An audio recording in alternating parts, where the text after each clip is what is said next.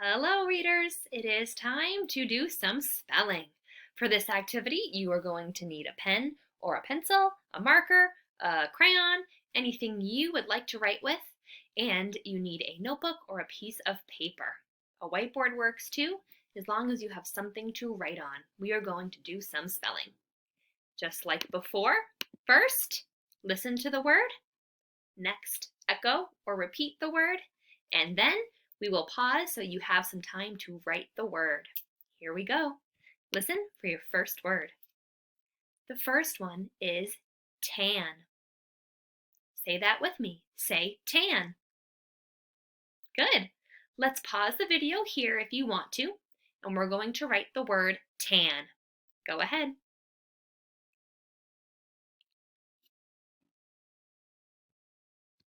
Okay, let's check our spelling. In the word tan, I hear two sounds. T, an. Ooh, I know T is in the front saying t, and I see the glued sound an making the sound an at the end of the word. Tan. Nice job. If you want to, if you'd like a challenge, how would you mark this word? That's right. I would put a box around the glued sound an. Let's try the next one. Listen first. The word is chat. Chat means to talk. Chat. Say it with me. Chat.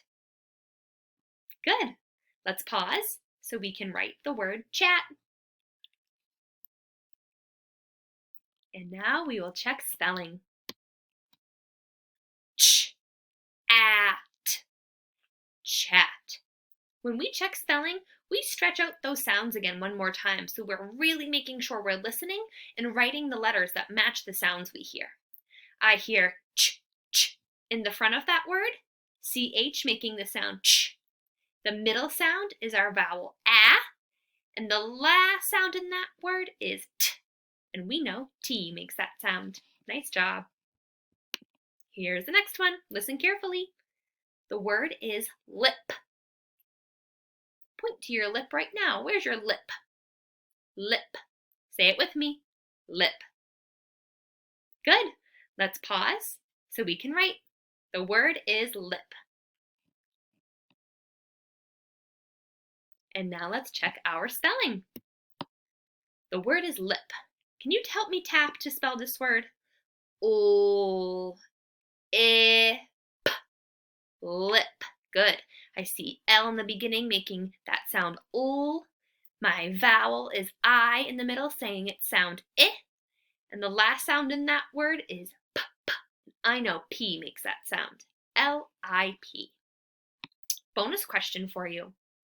If this word says lip, how would I change it so that it says lips? Nice thinking. We would have to add suffix s to the end of that word. Lip is the base word, and we can change it to say lips by adding suffix s to the end. Nice job. Let's practice two more words together. Listen for the next one. Your word is fog. Say fog. Good. Let's pause so we can write. The word is fog. And now let's check our spelling. Tap to help me. Fog. Fog is the word. Good. I have 3 letters matching each of those 3 sounds. Let's do one more. Here we go. Listen first. The word is back. Back. Say it with me. Back. Good. Pause to write. The word is back. And now let's check our spelling. Let's tap the sounds in that word. Back. B, a, k. Back. Nice job. The first sound we tapped is b. Make sure that you're checking your B's and D's. In B, the belly goes this way. The curve goes this way to the right. B.